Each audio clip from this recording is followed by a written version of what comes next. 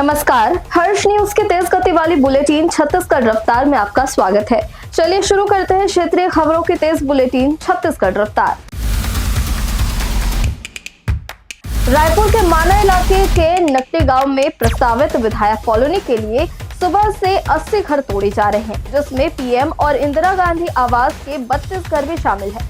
प्रशासन ने रविवार देर रात से ही यहां 1000 से ज्यादा पुलिस जवान तैनात कर दिए थे। सुबह जैसे ही टीम जेसीबी लेकर पहुंची तो लोग मशीनों के सामने खड़े हो गए, जिसके बाद पुलिस और ग्रामीणों के बीच भारी धक्का मुक्की और हंगामा हुआ। कार्रवाई के दौरान ऐसी तस्वीरें सामने आई जहां लोग घरों के सामने सामान निकाल कर बैठे दिखे, तो वहीं टूटे मकानों के मलबे पर एक बुजुर्ग मासूम को गोद में लेकर बेबस नजर आए।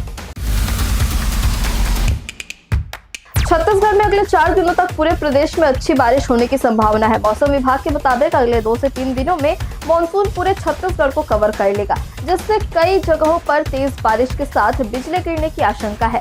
सोमवार को भी प्रदेश के कई हिस्सों में हल्की से मध्यम और कुछ जगहों पर गरज चमक के साथ बारिश का अनुमान है। इस बीच रविवार को राजनांदगांव में सबसे ज्यादा 40 डिग्री सेल्सियस तापमान रिकॉर्ड किया गया था, जबकि पेंड्रा रोड में सबसे कम 23.6 डिग्री सेल्सियस तापमान रहा। इधर बेमेतरा जिले के राउरपुर गांव में शनिवार रात भर हुई बारिश के बाद रविवार सुबह एक कच्चे मकान की दीवार ढह गई। इस हादसे में घर के आंगन में खेल रही 2 सगी बहनें मलबे में दब गई, जिससे दोनों की ही मौत हो गई। हादसे में एक महिला भी घायल हुई है। छत्तीसगढ़ के दुर्ग स्थित इंदिरा मार्केट के जलाराम लॉज में आइसक्रीम पार्लर की आड़ में सेक्स रैकेट चलाया जा रहा था। इस लॉज के नीचे मिठाई और आइसक्रीम की दुकान भी संचालित थी, जहां नए ग्राहकों को आने की अनुमति नहीं थी और केवल उन्हीं पुराने ग्राहकों को एंट्री मिलती थी जिनके नंबर पहले से ही सेव थे। आसपास के लोगों को इसकी जानकारी थी। पुलिस ने पुख्ता खबर पर पहले जवान को फर्जी ग्राहक बनाकर भेजा, फिर अंदर से हरी झंडी मिलते ही छापा मारकर 5 घंटे कार्रवाई की। इस छापेमारी में आपत्तिजनक सामान के साथ ही लॉज संचालक, 3 युवतियां और ग्राहकों सहित कुल 8 लोग पकड़े गए, जिनसे पूछताछ जारी है।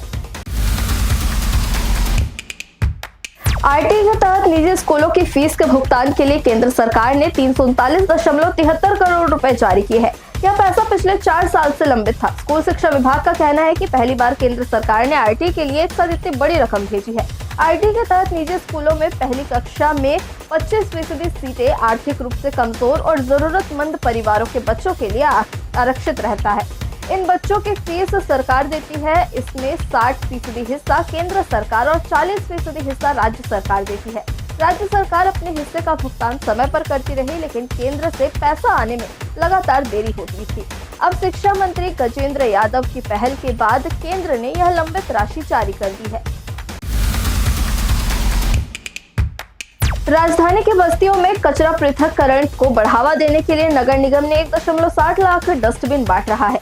इसके लिए 15वें वित्त आयोग की राशि से 3.77 करोड़ रुपए खर्च कर 12 लीटर क्षमता के डस्टबिन 335.80 रुपए प्रति नग की दर से खरीदे गए हैं। लेकिन इसी कंपनी और क्षमता का डस्टबिन शहर के खुदरा बाजार में 190 से 200 रुपए में मिल रहा है। व्यापारियों का दावा है कि बड़ी मात्रा में खरीदने पर इसकी कीमत और कम हो सकती थी। ऐसे में थोक खरीद खुदरा बाजार से महंगी होने पर सवाल उठ रहे हैं। रायपुर नगर निगम ने जैम पोर्टल के माध्यम से निविदा जारी की, जिसमें 17 फर्मों ने भाग लिया। तकनीकी परीक्षण के बाद 4 संस्थान को पात्र मानते हुए 235.80 रुपए प्रति डस्टबिन की दर से वर्क ऑर्डर जारी किया गया। गृह मंत्री विजय शर्मा ने कहा कि बिलासपुर पुलिस के पूरे ढांचे में बड़ा बदलाव किया जाएगा, जिससे पुलिस व्यवस्था और अधिक सुदृढ़ होगी। रायपुर में लागू पुलिस कमिश्नरेट प्रणाली के अच्छे परिणाम मिले हैं। ऐसे में आने वाले समय में बिलासपुर समेत अन्य संभागों में भी पुलिस कमिश्नरेट सिस्टम लागू किया जा सकता है। विजय शर्मा रविवार को बिलासपुर में सराफा एसोसिएशन के महासम्मेलन में शामिल होने पहुंचे थे। इस दौरान मीडिया से बातचीत में उन्होंने सराफा व्यापारियों से जुड़े मुद्दों पर भी चर्चा की।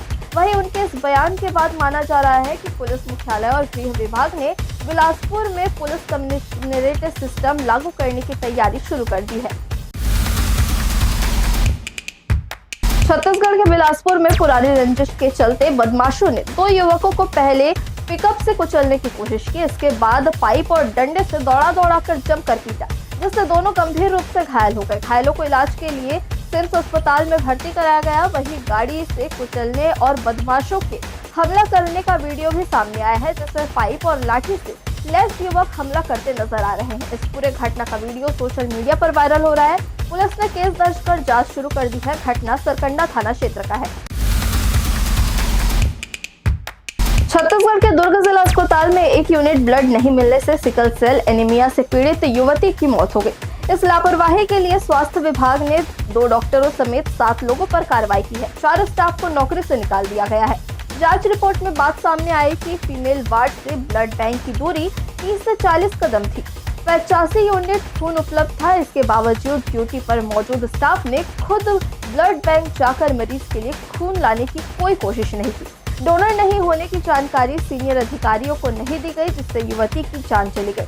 वहीं 2 डॉक्टरों पर भी निगरानी और इलाज में लापरवाही के आरोप लगे हैं।